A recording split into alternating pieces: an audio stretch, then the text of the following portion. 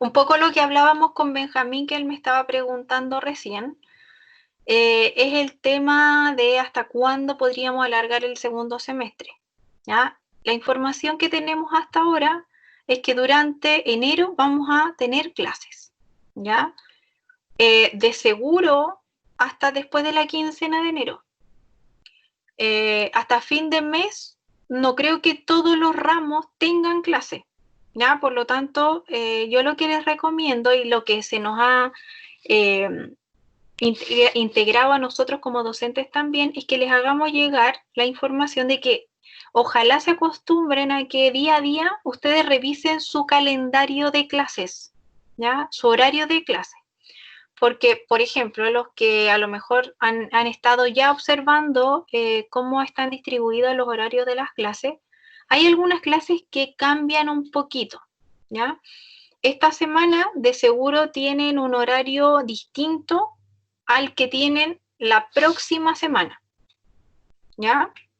Y es más que nada un orden que se le ha dado por, como es primera semana, hay muchas cosas que de repente se aclaran, ¿no es cierto?, como puntos importantes en las primeras horas, entonces en algunos ramos se extendió un poquito más la hora de las primeras semanas, ¿ya? Así que quédense tranquilos con eso, pero sí yo les recomiendo que ojalá día a día ustedes estén pendientes de su horario, ¿ya? Porque va a ser como bien heterogéneo durante meses, cómo va a ir cambiando. ¿Ya? Muchas veces, por ejemplo, se nos vienen unos feriados. Para los que vean en el calendario, hay unos feriados que justamente van a ser lunes y martes, ¿ya? Feriados que son libres en INACAP. Entonces les van a salir en su calendario como libres, como no hay clase. Por lo tanto, esas clases han tenido que ponerse en otros horarios para que cumplamos de alguna manera las horas destinadas para pasar la asignatura. ¿Ya? Así que por eso yo les recomiendo que ojalá clase a clase, día a día estén revisando su calendario. Para no... Yo igual les voy a estar avisando, intentando que estemos comunicados, así como ya mañana nos juntamos a tal hora, principalmente porque hay alguno que quizás no ha visto el horario. ¿Ya? Entonces, para que ninguno se vaya a perder con este tipo de cambios que pueden ocurrir en la asignatura, ¿ya? Lo otro, también, bueno, igual como lo hicimos el semestre anterior, de seguro puede que haya algún cambio en las ponderaciones, ¿ya? Yo hoy día, por ejemplo,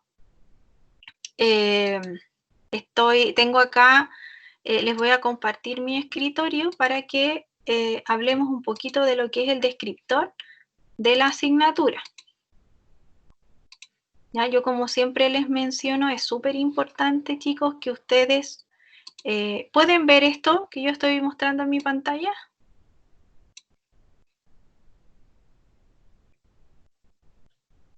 Chicos, ¿alguno me puede ir avisando si se ve?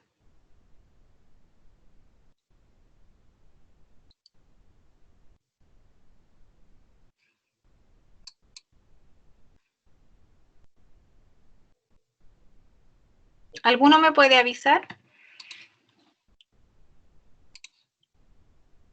Gracias. Sí, profe, sí se ve. Ya, perfecto. ¿Por qué? Les quiero mostrar esto porque este es el descriptor que ustedes van a ver en el ambiente de aprendizaje en la parte de arriba. Cuando ustedes abren la asignatura, antes de la unidad 1, ustedes van a ver que de hecho, o sea, aquí tengo abierto el ambiente de aprendizaje. Esta es nuestra sigla, ¿ya? Siempre acuérdense que esa es la sigla de su asignatura. Ustedes son la sección 147 en este caso, y acá ustedes pueden ver el descriptor completo de la asignatura, ¿ya? Entonces eso es lo que yo abrí acá, y simplemente es para mencionarles que esta asignatura se llama viticultura, ¿ya? Es una asignatura que tiene un carácter práctico, ¿no es cierto? Y que es bien importante en lo que es la formación de la especialidad para ustedes, ¿no es cierto? Como estudiantes y como futuros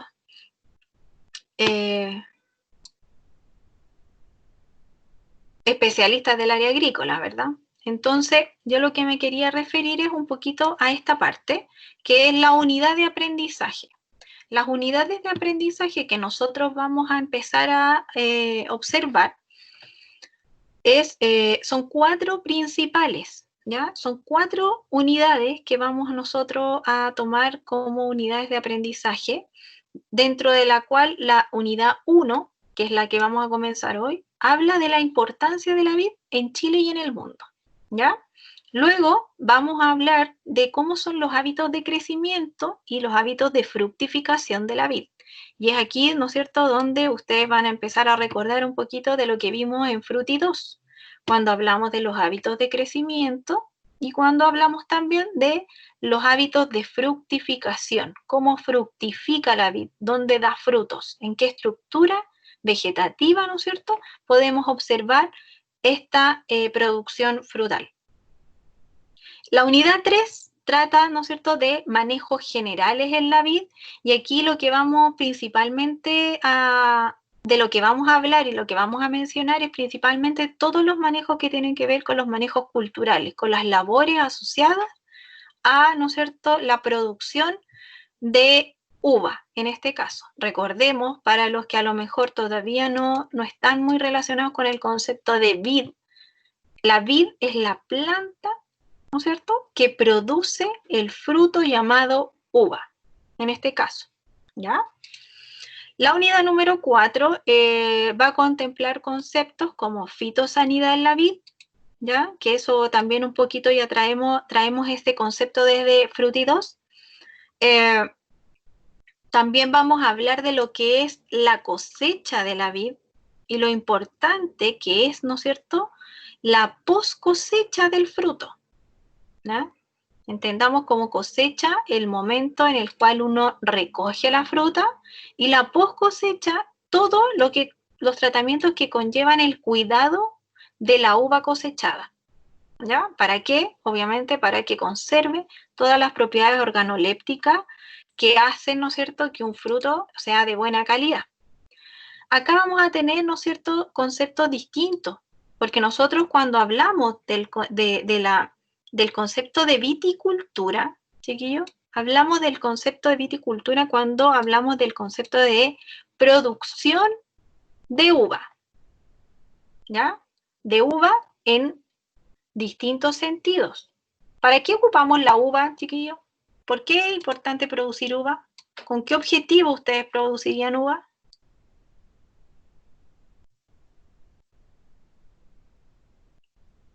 Puede ser para consumo fresco o para elaborar vino. ¿Ya? ¿Alguno más se le ocurre otra cosa, chiquillos? Tenemos producto fresco, ¿no es cierto?, lo que se reconoce normalmente como uva de mesa, o la fruta misma, para elaborar vino. ¿Para qué más creen ustedes que podríamos nosotros producir uva? Para deshidratar, como pasa. Súper, para deshidratar, ¿ya? Producto, ¿no es cierto?, como fruta seca deshidratada. ¿Qué más? ¿Qué más podría ser?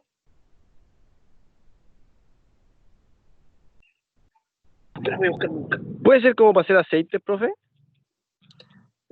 También de pepita de uva, para los que a lo mejor algunos ya lo han podido observar, existe el aceite de pepita de uva. Pero quizás sería como un subproducto, ¿o no? Porque en general, claro, pero sería en ese caso como un subproducto, porque finalmente el fruto yo lo usaría, descartaría la uva en el proceso, o sea, descartaría la pepa de la uva en el proceso, y obviamente para ser más eficiente utilizaría, ¿no es cierto?, esta semilla que en vez de botarla, podría reutilizarla en otro proceso. Entonces, ahí se reconoce como un subproducto. Y el destilado, chiquillos, ¿se puede producir también? El destilado a partir, ¿no es cierto?, de la producción de un vino de uva. Por ejemplo, la gente que produce uva en el norte, ¿produce uva para qué? ¿Para vino? ¿O cuál es su objetivo? hacer pisco, ¿no es cierto? Ahí tenemos una producción. Tenemos la otra producción, que como decía Diego, es para pasas, que tiene un carácter bien importante, porque la uva para pasa, recuerden que no tiene semilla. Es una uva que en general no crece en tamaño, ¿ya? Por lo tanto, tiene un objetivo, producir uva para pasa. Tenemos la uva que se produce con el objetivo de generar un vino, un fermentado. Y tenemos la otra uva. ¿Chile en qué puesto está más o menos como de productor de uva? ¿De estar como de los top 3 o no? A nivel mundial. Chile produce mucha uva y de muy buena calidad. Por ejemplo, si hablamos de producciones, somos el 9º en producción en uva en general para vino, por ejemplo, que es de lo que más se caracteriza. ¿Ya? Pero Chile en general produce mucha uva a nivel mundial. ¿Ya? Estamos de las listas de los primeros. ¿Ya? Ahora vamos a ver un poco sobre eso. Entonces, quería hacer como un poco la introducción a lo que es este tema, porque es bastante importante y por eso, de hecho, es una rama que se trata aparte de lo que es la fruticultura como tal. ¿Ya? Si ustedes lo piensan, podríamos tener a lo mejor una rama que se llamara citricultura, no sé, ¿no es cierto? Que se tratara de cítricos, pero normalmente la viticultura se trata aparte porque en Chile es muy importante a nivel productivo. ¿Ya? Entonces también tengamos eso en consideración. No olvidemos que también la vid, además de eso, genera una gran cantidad de madera año a año que se le reconoce como sarmiento, ¿ya? Como ese lenguaje que uno empieza ya a utilizar cuando habla de viticultura, utiliza este lenguaje que se llama sarmiento, que es todo el material vegetal producido en un año que se poda, ¿no es cierto?, se recolecta y sirve de leña. ¿Ya? No olvidemos eso porque en el campo sí es un concepto muy importante después de la poda utilizar el sarmiento. ¿Ya? Lo otro que les quería mencionar es las evaluaciones. ¿Ya? Yo sé que estas son cosas que hay que mencionar al principio y que también hay que mencionar que pueden tener alguna variación durante el semestre, ¿ya? Como lo vimos el semestre anterior. Si nos vamos acá a lo que son las evaluaciones sumativas, ¿ya? Que son las que directamente influyen en la nota final, vamos a ver que tenemos por descriptor 4 evaluaciones sumativas. ¿Ya? De estas 4 evaluaciones sumativas, las primeras 2 equivalen a un 15% y las otras 2 equivalen a un 25% cada una. ¿Ya? Tenemos una cuarta nota que vamos a ver si la podemos tratar, ¿ya? Que va a ser un 20% de nota acumulativa, pero todo esto está, ¿no es cierto?, de alguna manera pensada para un sistema de clase dentro de la normalidad, ¿no es cierto?, más bien presencial. Por lo tanto, es muy posible que esta semana ya nosotros trabajemos con esto, con la directora de carrera, ¿no es cierto?, y que a lo mejor entablemos algún tipo de cambio, como lo que hicimos el semestre anterior, en donde quizás ponderemos, por ejemplo, juntemos la evaluación 1 con la 2, por ejemplo, y que la primera evaluación sea de un 25%, la segunda de un 30% y la tercera de un 30%, ¿ya? Y dejemos quizá una nota acumulativa aparte como para ayudar también, premiarlos a ustedes desde el punto de vista de las evaluaciones, porque a mí me gustaría igual darles un poco de algunas tareas o algo que ustedes me puedan ir enviando clase a clase, si es que se puede trabajar, ¿ya? Pero eso está todo, de alguna manera lo queremos ver si podemos lograrlo. Bueno, así que yo les presento estas evaluaciones. La primera evaluación yo creo que la vamos a tener por acá por quizá la primera semana de septiembre, ¿ya? para la primera semana de septiembre, pensando en que solamente debiéramos evaluar la primera unidad, ¿ya? Pero como les digo, es una fecha que todavía no quiero dejarla calzada con una semana en particular, pero yo les puedo asegurar que va a ser quizá el 31 de agosto o la primera semana de septiembre, ¿ya? Para que la tengan en consideración. Y ya la segunda unidad yo creo que sería para octubre, la primera semana de octubre. Así que esas dos fechas, ténganlas como un poco ya pensadas, que la primera unidad se evaluaría a fin de mes, a fines de agosto, y la segunda unidad, que sería la evaluación 2, se evaluaría la primera semana de octubre, ¿ya? Si se fijan bien, todas las evaluaciones tienen instancias evaluativas de tipo más bien informe o trabajo o exposición. Ya no son evaluaciones como prueba, ¿ya? Pero, como también les mencionaba recién, puede ser que alguna de estas evaluaciones sea como modificada, ¿ya? De alguna manera. Yo les voy a ir, de todas maneras, apenas sepa yo esto con seguridad, les voy a ir avisando cualquier cambio, ¿ya? Lo antes posible.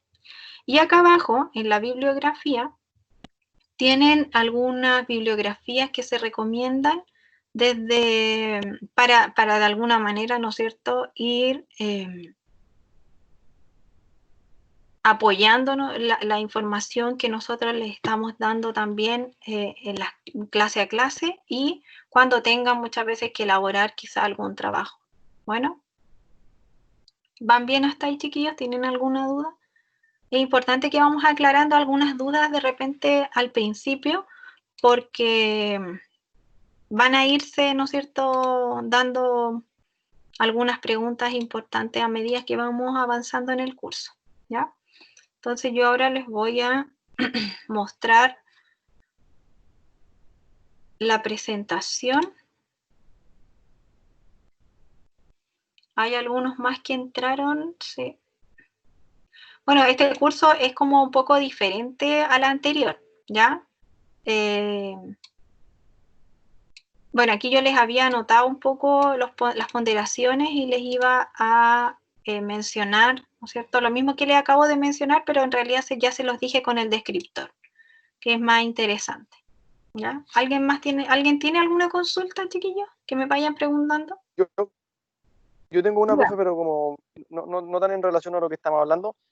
¿Usted sabe si qué le pasa a la aplicación de la universidad? Porque me siguen apareciendo los ramos del semestre pasado y no puedo ver mi horario, entonces estoy medio no los han borrado, no los han borrado. ¿Están en la Ah. plataforma del ambiente de aprendizaje, me dices tú? No, en la aplicación para el teléfono. Ah, ya, cuando entras al teléfono te salen las otras asignaturas, pero te salen estas de tu mano. No me salen Las del segundo semestre aún no te salen. El semestre pasado nomás. No. Ya, Y borré la aplicación en la mañana, la carga. no te carga. Ya, voy a preguntarlo, porque la verdad es que yo no ocupo mucho la aplicación, pero voy a preguntar si alguien ha tenido algún problema. Profe, me iba a pasar lo mismo, pero ya se me arregló. Ya, entonces pruebe. Voy a probar a ver si me funciona.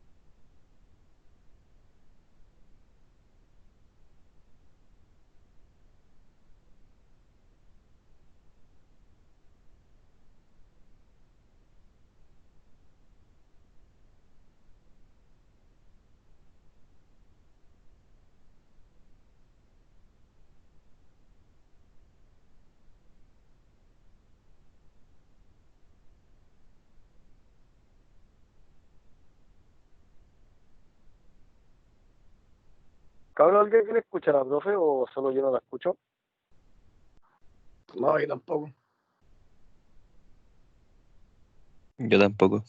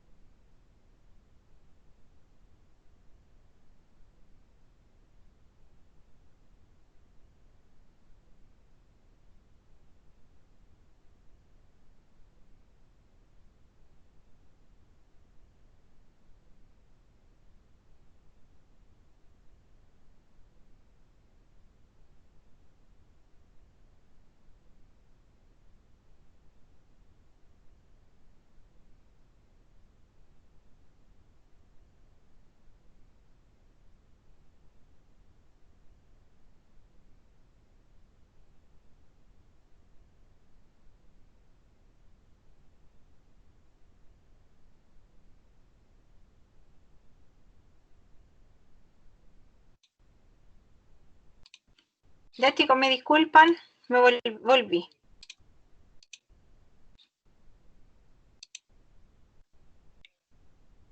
¿Se escucha bien? Sí, profe, ahí sí. Que por alguna razón el router se había apagado y no me di cuenta. ¿Ya? Entonces yo lo que les iba a comentar ahora es que vamos a partir, ¿no es cierto?, con la clase de hoy. Y lo que un poco yo les quería comentar para partir es que conocen ustedes con este nombre, ¿no es cierto?, de viticultura. ¿Qué conocen? ¿Qué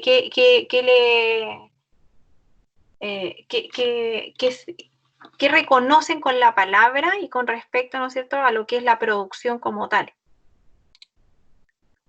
Está grabando el... Sí, está grabando. ¿Qué quería? ¿Alguien me puede decir qué reconocen ustedes con el concepto de viticultura?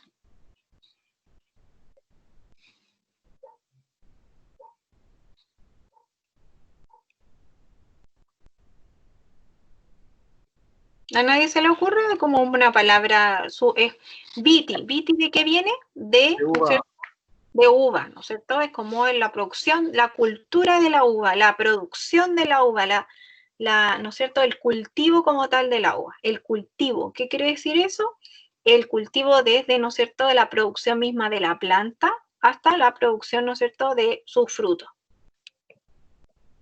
Entonces aquí donde es importante mencionar que como nosotros hemos dicho, ¿no es cierto?, cómo llegó la uva, y la uva es muy reconocida desde el punto de la vitivinicultura en el mundo, ¿ya? Porque la uva llega a Chile, producto, ¿no es cierto?, de la expansión de los europeos en el mundo, ¿ya? Naturalmente, ¿no es cierto?, desde Europa, ¿no es cierto?, partieron las primeras cepas, cuando partió la colonia, ¿verdad?, y de alguna manera ellos en cada uno de sus viajes, ¿verdad?, ¿qué llevaban?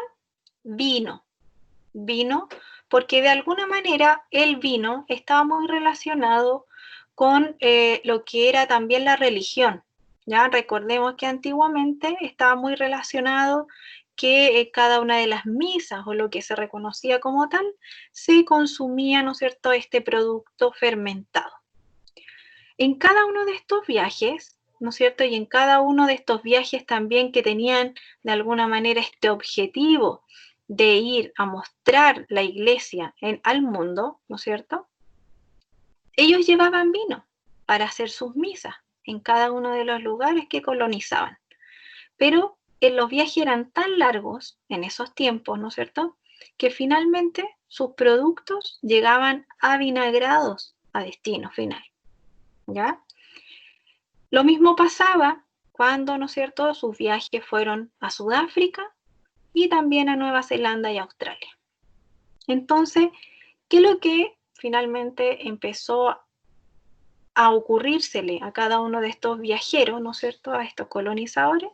Es que debían plantar sus propias plantas, ¿no es cierto?, sus uvas, para de alguna manera obtener y tener en cada uno de estos lugares de destino su propio vino, ¿ya? Esto con el fin, ¿no es cierto?, que tenía finalmente la iglesia de comenzar, ¿no es cierto?, a generar esta alianza de la iglesia a nivel, ¿no es cierto?, de origen, y mezclar, ¿no es cierto?, esta iglesia con las zonas que se comenzaban a colonizar.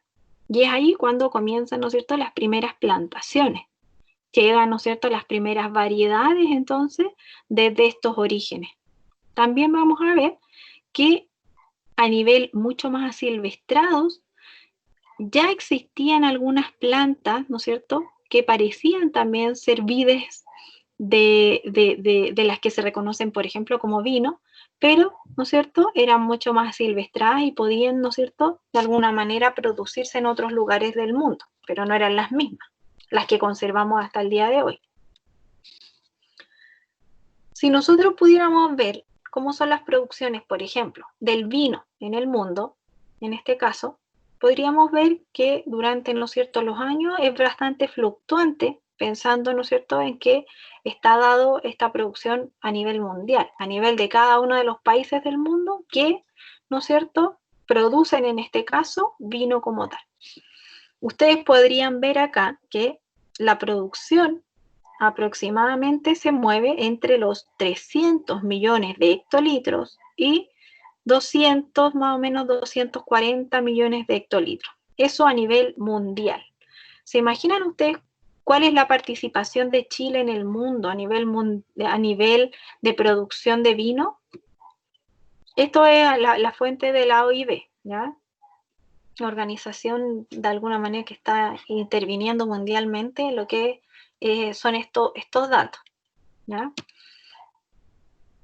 Solamente para tener también la imagen, vamos a hablar hoy día de la vid como desde el punto de vista de la importancia en el mundo como vino, ¿ya? Desde ese punto de vista, ¿ya? En general, los países productores de vino en el mundo, ¿ya? Se mueven desde el viejo mundo, que se llama, ¿no es cierto?, que son los países que se destacan más por tener estos vinos producidos de antaño, de alguna manera, en donde se caracteriza España, Italia, Francia, Alemania y Portugal, ya en donde finalmente son los grandes productores de vino a nivel mundial, ¿ya? En este caso, Australia, Chile, Argentina, Nueva Zelanda y Sudáfrica, y últimamente también Uruguay, ¿no es cierto?, son los países del Nuevo Mundo en lo que es la producción de vino, ¿ya? Acá podemos ver una lista, ¿ya?, de los países que más destacan en lo que es la producción de vino, ¿ya? Chile es el 9º, participando más o menos actualmente cercano, ¿no es cierto?, a los 10 millones de hectolitros, ¿ya?, en el mundo. Los primeros, que estos son los más importantes de acuerdo, ¿no es cierto?, a lo que es la producción, siempre Italia, Francia, España, son los 3 que siempre están, ¿no es cierto?, a la cabeza de la producción. Y luego ya comienza, ¿no es cierto?, Estados Unidos, que tiene esta visión, ¿no es cierto?, de producir más bien litros sin tener, ¿no es cierto?, la calidad de la mano, ¿ya?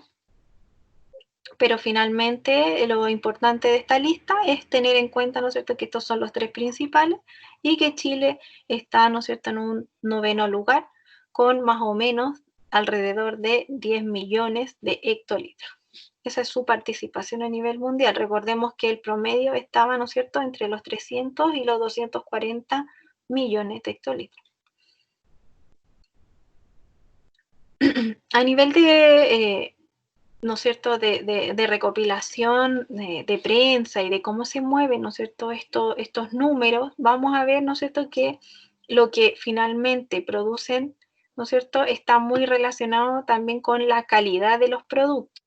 Ya vamos a ver que la mayoría está, ¿no es cierto?, las mayorías de producciones van a estar relacionadas con Europa como tal, pero, ¿no es cierto?, Chile también está acá cercano, ¿no es cierto?, con su participación. Ya acá podemos ver en el mapa los más destacados, los primeros de la lista. Luego acá les presento una diapositiva en donde más que nada lo que quiere mostrar esta imagen es que, por ejemplo, Chile, tenemos a Chile acá con una producción aproximadamente, ¿no es cierto?, de la que hablábamos recién, entre 9 y 10 millones de hectolitros. Pero fíjense acá, esto es el valor medio por litro, ¿ya? Entonces, ¿qué quiere decir esto? Fíjense en España. España produce la mayor cantidad de litros, pero fíjense el precio al que más o menos está vendiendo, ¿ya?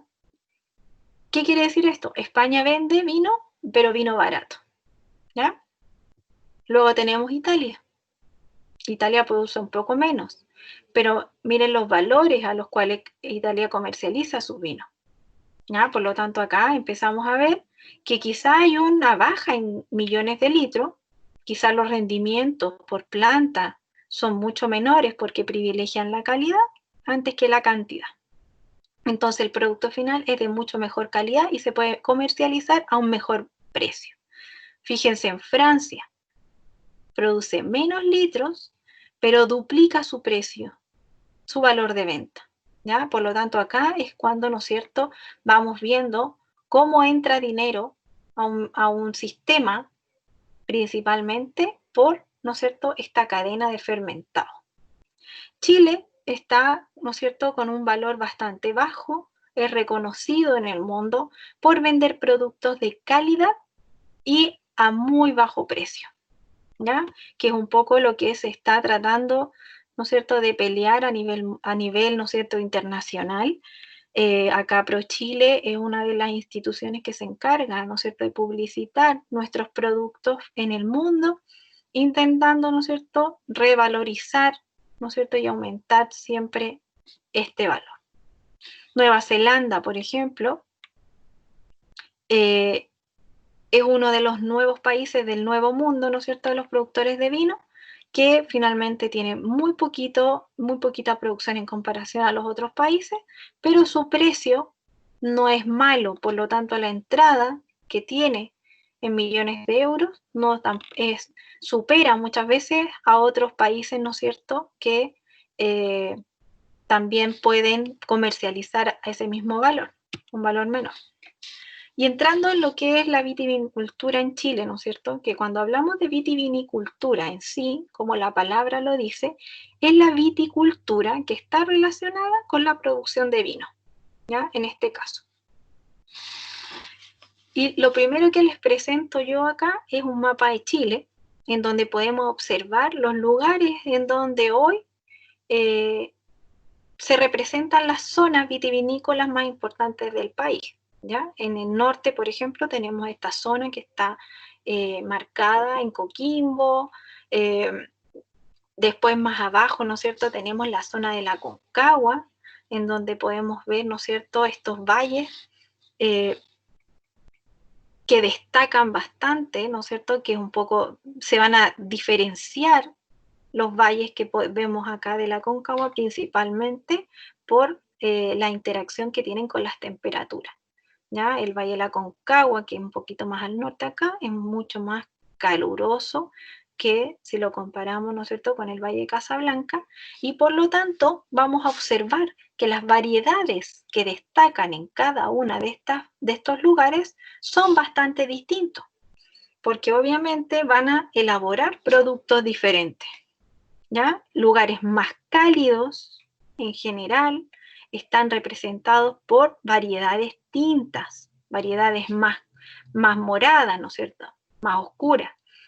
Sí, y las variedades blancas, más delicadas, más frescas, que conservan mejor su acidez natural, van a estar relacionadas con lugares más frescos y muy cercanos a la costa, por ejemplo, ¿ya?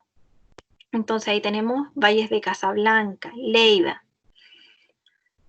Luego tenemos un poquito más al sur, ¿no es cierto?, pero ya representando la zona del Valle Central como tal, tenemos los valles, ahí tenemos Maipo, Rapel, Curicó y Maule.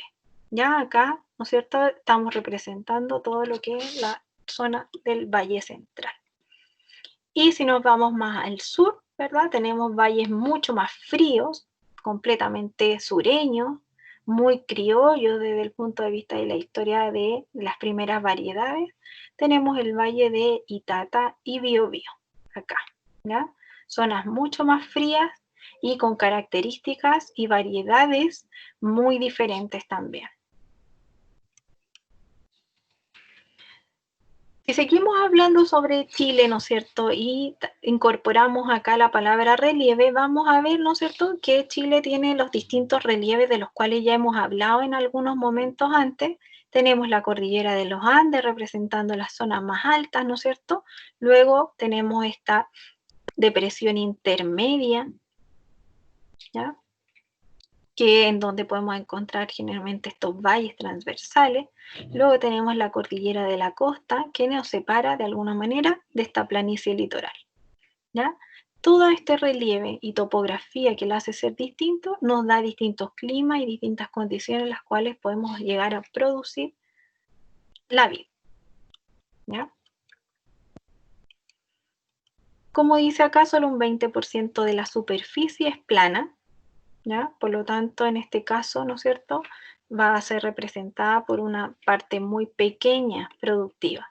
Y la vitivinicultura se desarrolla principalmente en la depresión intermedia.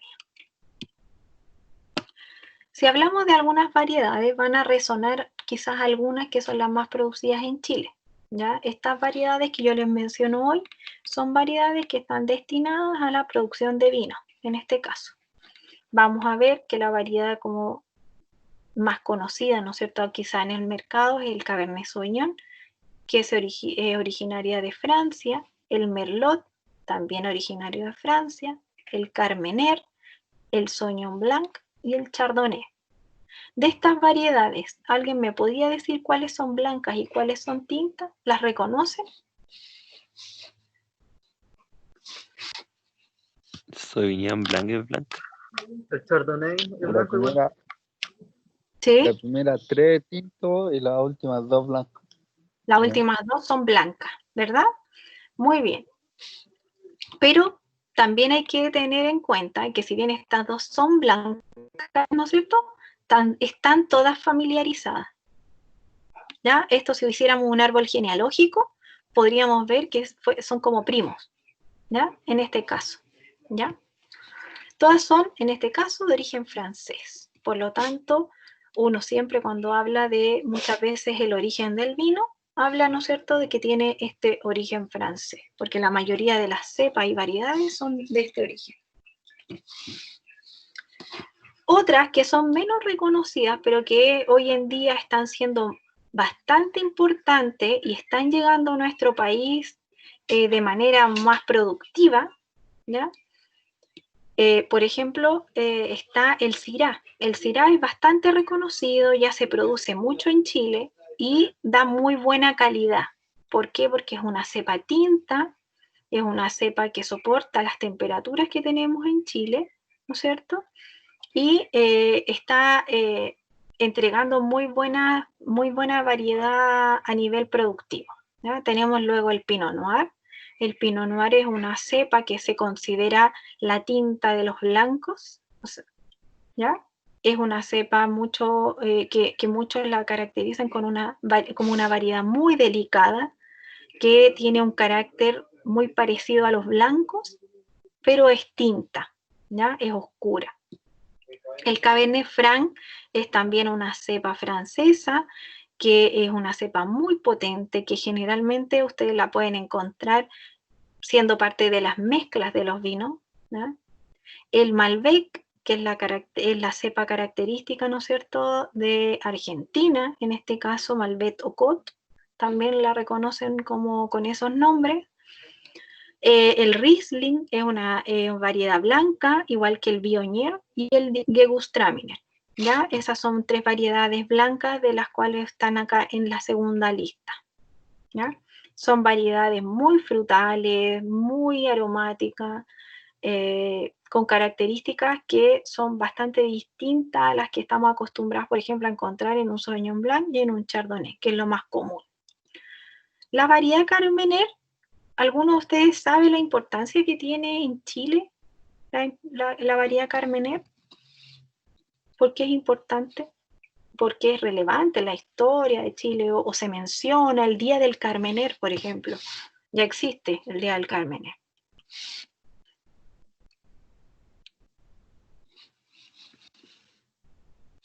¿Tienen como una idea un poco? ¿Será la que más se exporta? No, de hecho, no es la más que se exporta, pero tiene una importancia bastante particular. Cuando fuimos un país conquistado, ¿no es cierto?, por los europeos, se trajeron muchas variedades de las cuales se plantaron en Chile, ¿ya? Muchas variedades que se plantaron por lo que mencionamos anteriormente.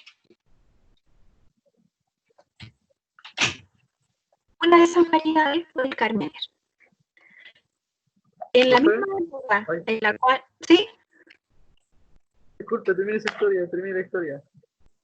En la misma época en la cual esta variedad se estaba produciendo acá en Chile, ya estaba plantada, ¿no es cierto? Habían hectáreas, ¿no es cierto? Superficies plantadas. En Europa hubo una plaga muy grande que se llamó filoxera, ¿ya? De la cual también van a tener que aprender. Esa plaga no existe en Chile, no ha existido en Chile por suerte, ¿ya? Pero esta plaga fue tan potente en Europa que acabó con todos los viñedos y con todas las variedades. Para seguir, ¿no es cierto?, con esta idea de la viticultura entonces en Europa, como habían plantas en todo el mundo ya plantadas, Europa recuperó todas sus variedades, ¿no es cierto?, y replantó, volvió nuevamente a nacer. Pero una de las variedades que se perdió y que nunca se volvió a encontrar fue el Carmener. Sin embargo, pasaron los años y un monje alguna vez visitó Chile y se dio cuenta, con su experiencia, en un área que se llama la ampelografía, que es el estudio finalmente de la hoja, de la fenología de la vid. La ampelografía se dio cuenta que en Chile existía una variedad que se confundía con el Malbec, ¿ya? Y con el Merlot. Se confundía con otras variedades que estaba plantada en los campos y que toda la gente decía que era, ¿no es cierto? No, esto es Merlot. El Merlot, el Merlot, el Merlot. Y era un muy buen Merlot. Y de ahí viene un poco el nombre de, ¿no es cierto?, este gran Merlot. Bueno, este caballero, como conocía de la ampelografía, él vio la hoja de esta variedad y dijo, no, esto no es Merlot, esto es Carmener. Y esto, ¿no es cierto?, tenemos que recuperarlo. Y de alguna manera Chile fue muy importante porque en el único país que desde el cual se pudo recuperar el Carmener fue en Chile. Por lo tanto, es la cepa emblema, ¿no es cierto?, desde el punto de vista de esta historia. Por lo tanto, el Carmener para Chile es una cepa emblema. Así como, por ejemplo, existe la cepa emblema del Malbec en Argentina, ¿ya?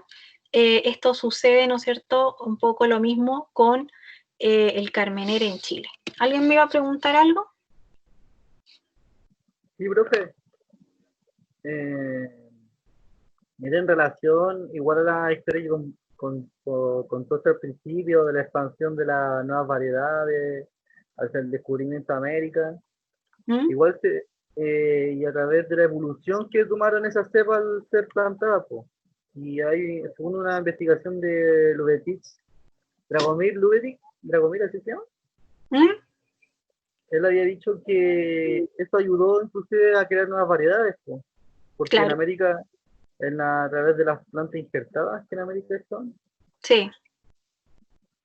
Bueno, es que a través de lo que fue la filoxera, que la filoxera partió principalmente por un problema de unos patrones de injerto que fueron creados en Estados Unidos, ¿ya?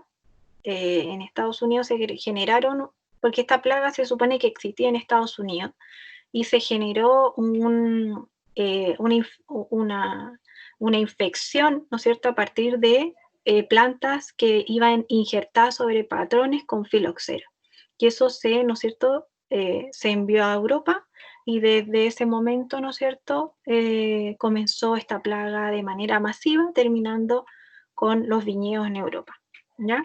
Pero esto partió de un patrón resistente a la filoxera, ¿ya? Y desde ahí que muchas veces cuando ustedes compran una planta, ¿no es cierto?, hablamos de patrones resistentes a distintos otros tipos de plagas, ¿ya? Y eso obviamente ha tenido algunos efectos sobre este tipo, ¿no es cierto?, de mejorar esta parte genética de las plantas, ¿ya? Y generar grados de resistencia sobre, ¿no es cierto?, este tipo de problemas que puedan existir, ¿ya? Hablando un poquito más sobre esto, ¿no es cierto?, es importante mencionar que el consumo de vino ha aumentado muchísimo durante los últimos años, por lo tanto es un área dentro de lo que uno, ¿no es cierto?, puede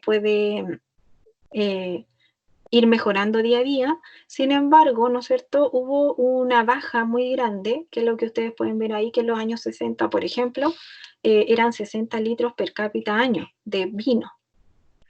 Luego, más o menos el año 2015, esto bajó a 14 litros per cápita por año. ¿A alguien se le ocurre por qué puede haber bajado tanto? Chicos. La oferta y la demanda, la cerveza. La cerveza. Súper.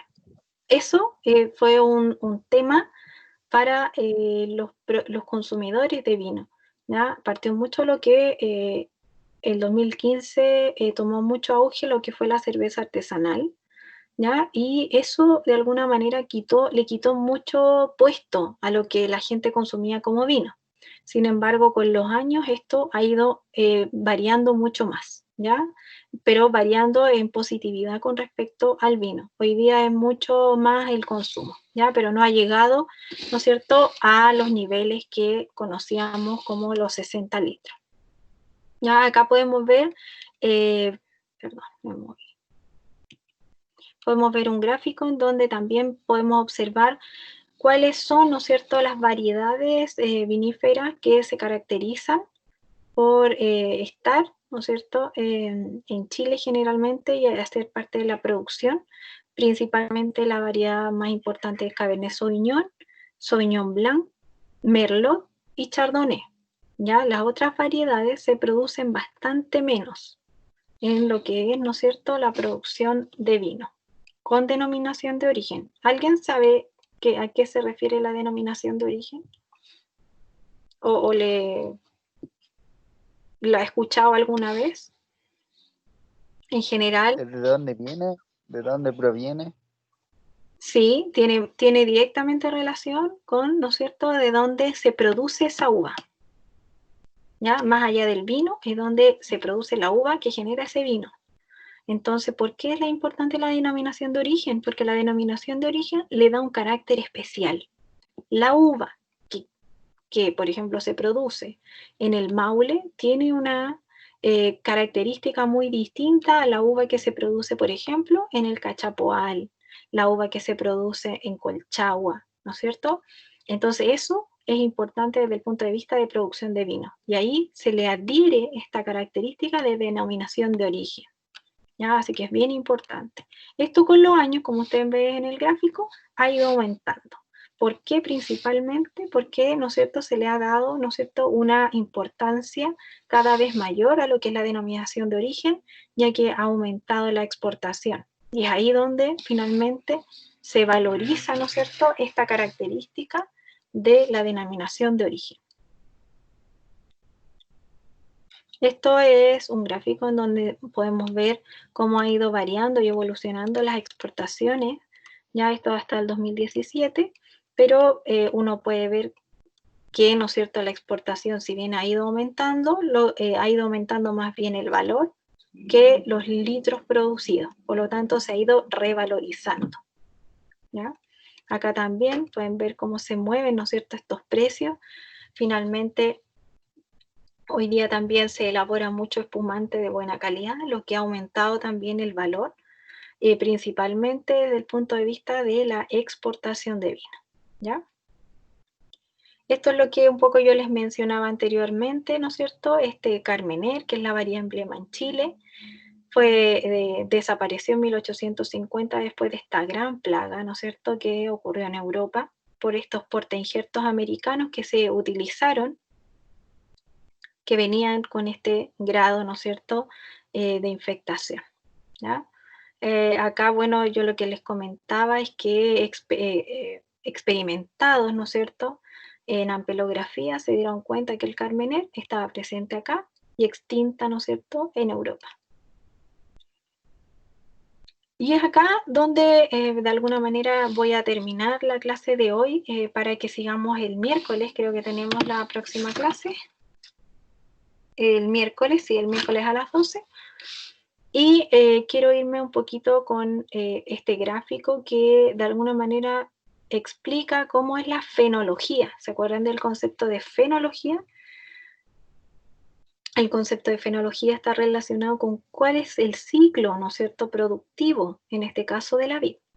Es importante saber, ¿no es cierto?, que la materia prima, en este caso, el grano de uva, define el 90% de la calidad del vino, ¿ya? Es muy fácil, obviamente, echar a perder algo bueno, pero es muy difícil también lograr algo muy bueno en el campo. Así que hay que trabajar bastante con eso. Por ejemplo, acá tenemos un ciclo productivo en el cual podemos observar esta primavera 2011, en la cual en la primavera 2011 existió, ¿no es cierto?, la floración que daría la producción del 2012, ¿no es cierto?, lo que se cosecharía en, ¿no es cierto?, la cosecha de febrero, marzo del 2012. Pero esa ocurre en la primavera del 2011, en donde florece la parra, y también está ocurriendo este proceso de inducción floral, pero para la producción 2013. ¿Se acuerdan lo que era la inducción floral? ¿Qué era? O en simples palabras, ¿se acuerdan lo que era? Si va a ser una yema vegetativa o una yema floral. Ya, pero es algo, ¿no es cierto?, que está ocurriendo internamente en las yemas y que finalmente van a desarrollar una información que va a generar producto el 2013. ¿Ya? Entonces, por eso cuando nosotros trabajamos una vid, por ejemplo, en una poda de invierno, nosotros estamos trabajando para 2 años más. Si ustedes preparan una vid para que florezca en primavera, en esa primavera van a estar ustedes jugándose la producción de 2 años. Porque si en esa primavera esa planta no está bien nutrida, no está recibiendo la cantidad de luz que requiere, lo más seguro es que esta inducción para el 2013 no va a ser la mejor. Entonces es importante que una planta en primavera esté, además de generando floración, ¿no es cierto?, y generando buena polinización, buena fruta, también esté recibiendo una buena inducción floral. Y para eso es muy importante tener buena luz y buena temperatura, además de, ¿no es cierto?, tener una buena nutrición de la planta, porque nos estamos jugando también la producción para esta cosecha 2013. Luego, ¿no es cierto?, en febrero, después de esta primavera, tenemos, ¿no es cierto?, en febrero del 2012, en este caso, la pinta o envero. Son 2 palabras de las cuales vamos a hablar mucho. Pinta es cuando la uva, ¿no es cierto?, el grano, toma color. Y envero es su sinónimo, pinta o envero. Abril y mayo, más o menos, ¿no es cierto?, se concentra la gran mayoría de la cosecha de uva para vino. ¿Cuándo se cosecha la uva para mesa? ¿Saben? ¿En qué época más o menos? Todo esto lo vamos a ver ahora, pero quiero saber si alguno de ustedes tiene un poco la idea de qué fecha más o menos se está. ¿Cuándo compran uvas, por ejemplo, ustedes? Si van a la feria, ¿en qué fecha? ¿En mayo? ¿En febrero? Más o menos. En febrero. ¿En febrero? Sí. La uva para vino alcanza más azúcar, porque ustedes saben que a medida que va pasando esta línea de tiempo, la uva concentra más azúcar en el grano. La uva para vino concentra mucho más azúcar que la uva para mesa. La uva para mesa se cosecha mucho más tempranamente. ¿Ya? Solamente para tener una referencia, la uva para mesa se cosecha más o menos con 17 grados Brix, 18 grados Brix. ¿Qué quiere decir eso en número?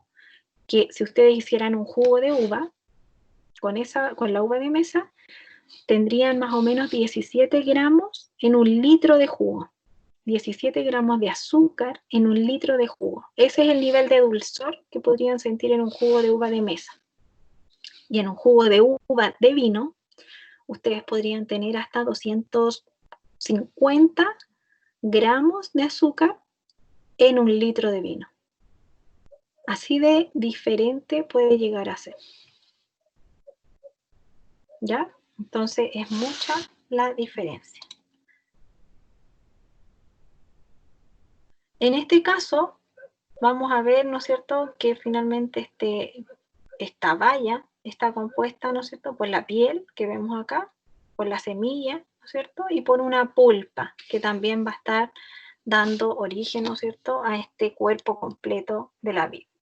¿Ya? Y para la próxima clase vamos a partir desde acá y vamos a volver a explicar, ¿no es cierto?, todos estos procesos que ocurren internamente y cómo es el proceso de maduración para que lo vamos entendiendo paso a paso. ¿Ya, chiquillos? Así que quedamos hasta acá hoy día. Me gustaría, si alguno de ustedes tiene alguna duda, que la pueda compartir.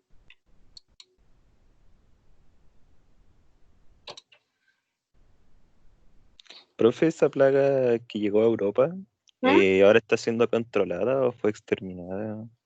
No, siempre es controlada. De hecho, ustedes pueden buscar información actual y existen portainjertos que lo han hecho resistente porque es una plaga que en general afecta desde la parte radicular.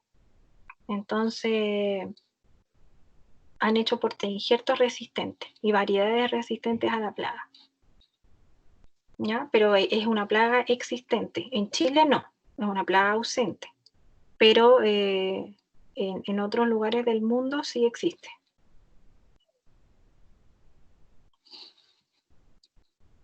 Ya, profe, gracias. Ya, chicos, entonces quedamos hasta acá. Cualquier cosa,